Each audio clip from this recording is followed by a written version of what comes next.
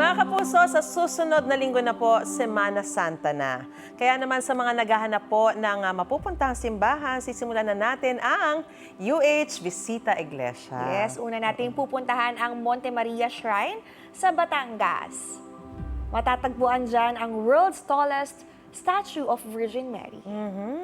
Binisita yan ni Jenzel ngayong umaga. O Jenzel, gaano ba kataas nga yan ulit? Parang hundreds of feet, no? Miss Maris and Shaira, 322 feet ang taas na Statue of the Virgin Mary natin dito. At dinayo talaga natin sa Batangas ang Catholic pilgrimage site na ito, ang Monte Maria Shrine, Mother of All Asia. Ito ay tinatagurian ding world's tallest statue of the Virgin Mary at tinatawag ring Tower of Peace dahil sinisimbolo nito ang unity and peace para sa mga nananampalataya dito sa buong mundo. At kung makikita nyo, sa kanyang mga kamay ay may view deck kung saan pumunta nga tayo kanina mga kapuso. At nako, doon makikita mo ng mas malapitan ang mukha ng Virgin Mary na sobrang kalma, napakapayapa at napakakinis. Wow, sana all, no? At syempre makikita din natin dito ang kanyang crown na mas malapitan. Mga kapuso, kung mapapansin nyo, doon sa crown ng Virgin Mary ay may 12 stars na ito'y sumisimbolo daw ng 12 apostles ni Jesus Christ. Kaya naman, dan sa mga bumibisita dito, pinupuntahan din talaga yon para manampalataya doon sa ating statue of the Virgin Mary. At syempre, kanina nga mga kapuso ay sinabi ko ay nakapunta ako doon. Naku, unting experience lang mga kapuso Naku, makikita mo bukod sa close-up yung mukha ni Virgin Mary, makikita nyo ang ganda at ang lawak ng Batangas Bay. Pag nasa taas kayo mga kapuso, parang ang payapa-yapa talaga. At iba talaga yung view dito First time ko kasi nakapunta dito sa part ng Batangas na ito. At bukod doon sa ating napakalawak na view ng Batangas Bay, nako, makikita nyo dito ang newest attraction nila mga kapuso, ang glass walk. Na sabi nga nila ay ito ang longest glass walk dito sa Pilipinas dahil 117 meters ang haba nito mga kapuso at 135 meters above the ground po ito. Kaya naman mamaya excited din ako mga kapuso kasi syempre hindi natin papalagpasin dahil pupuntahan din natin yan. So sa ating mga kapuso na gustong pumunta dito, bukas po ang shrine natin every weekdays ng 7 a.m. Pag weekends naman po, 6:30 a.m. Pero ngayon pala mga kapuso, may mga bumibisita na dito na mga kapuso natin. Kung makikita nyo dito sa ating likod, ayan, hello po. Ay, ito, lumapit na po. Kakamustahin natin sila. Hello po. Good morning. Ano pong pangalan natin? Ako na, Pascal. Ayan. Alduca.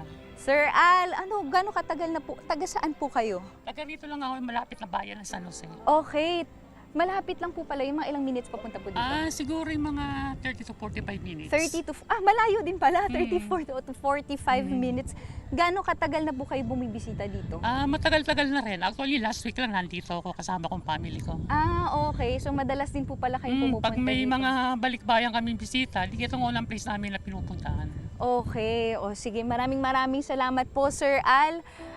Mamaya po mga kapuso, bililibot pa po tayo dito at syempre pupuntahan natin ang glass walk dyan mamaya. Kaya tutok lang kayo dito sa inyong pambansang morning show kung saan laging una ka. Unang hirit! Magkakantuhan muna kami ni Sir Al.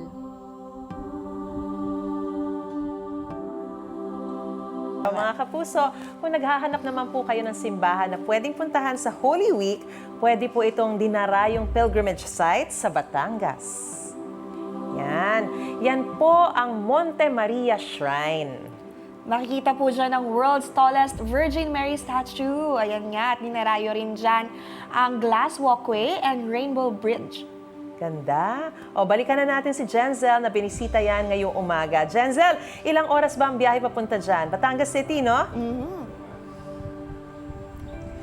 Good morning mga kapuso! Yes, almost 3 hours ang biyahe mula Manila papunta dito sa Batangas kung saan makikita natin ang pilgrimage site na Monte Maria Shrine, Mother of All Asia. Itong Monte Maria Shrine, Mother of All Asia ay tinaguri ang tallest shrine or tallest statue of the Virgin Mary at tinatawag din itong Tower of Peace dahil sumisimbolo ito sa unity and peace sa ating mga nananampalataya sa kanya sa buong mundo. So kung makikita natin mga kapuso, kanina pumunta nga ako dun sa kanyang kamay kung saan naandun ang view deck at nakita ko ng mas malapitan talaga ang mukha ni Mama Mary, pati yung kanyang crown na napakaganda, ang pagkakagawa at syempre hindi lang yun ang nakita ko, kasi nakita ko rin po ang view ng Batangas Bay na napakaganda din talaga, napakapayapa at parang nasa probinsya talaga. Very peaceful yung mararamdaman yung mga kapuso pag nandito kayo. At ayun na nga, nakita ko nga kanina yung sa crown may 12 stars ito mga kapuso. Ito ay sumisimbolo sa 12 apostles ni Jesus Christ. And bukod dun sa view mga kapuso ay makikita din natin ang newest attraction nila dito. May attraction sila dito, yes. Ang glass walkway nila kung saan ito daw ay isa o tinataguri ang pinakamahabang glass walk dito sa Pilipinas dahil may haba itong 117 meters at 135 meters above ground. Kaya naman mga kapuso, kanina nung na-experience ko siya, grabe, tingin ka lang talaga sa diretso kasi napakaganda ng view. Makikita mo ang buong Batangas Bay.